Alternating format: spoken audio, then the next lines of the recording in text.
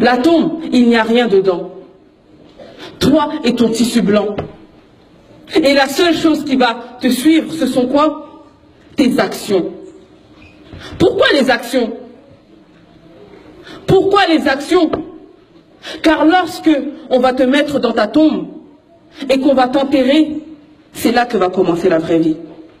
C'est là que va commencer l'interrogatoire. Et c'est là que vont venir deux créatures d'Allah, Munkar et Nakir. Ce sont deux anges qu'Allah a créés d'une apparence terrifiante. Leur voix est comme le tonnerre et leurs yeux sont comme les éclairs. Et lorsque ces deux anges vont venir à toi, ils vont te poser seulement 3 questions. Ils vont te poser 3 questions. Man Rabbuk? Qui est ton Seigneur? Ma dinuk? Quelle est ta religion? Wa man rasouluk? Et qui est ton messager?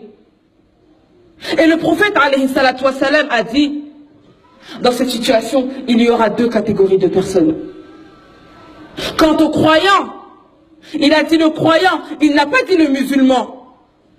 Rien que cette parole doit nous faire peur, car ça veut dire que même nous qui sommes là aujourd'hui, pourtant on est tous musulmans, mais même nous qui sommes là aujourd'hui, peut-être qu'on ne pourra pas répondre à ces questions.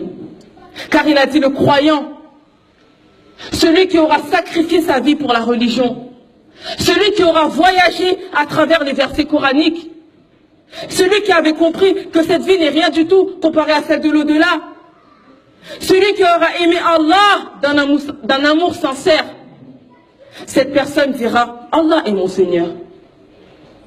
Ensuite ils diront, quelle est ta religion?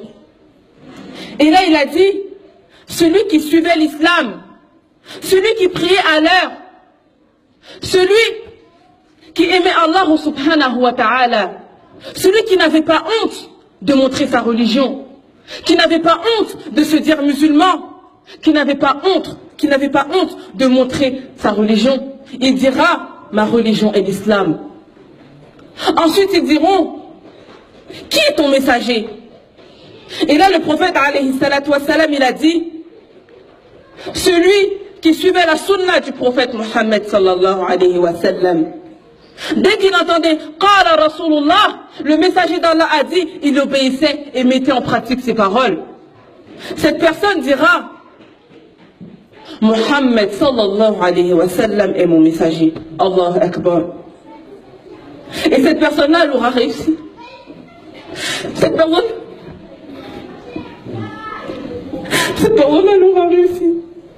Et il se peut que même moi aujourd'hui, je ne puisse pas répondre à ces questions.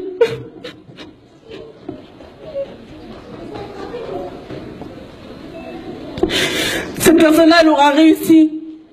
Et Allah subhanahu wa ta'ala ordonnera à ce qu'on élargisse sa tombe. Et que sa tombe soit une demeure du paradis. Qu'on lui ouvre une porte du paradis. Et à ce moment-là, il sentira l'odeur du paradis. Et cette personne-là, elle aura gagné.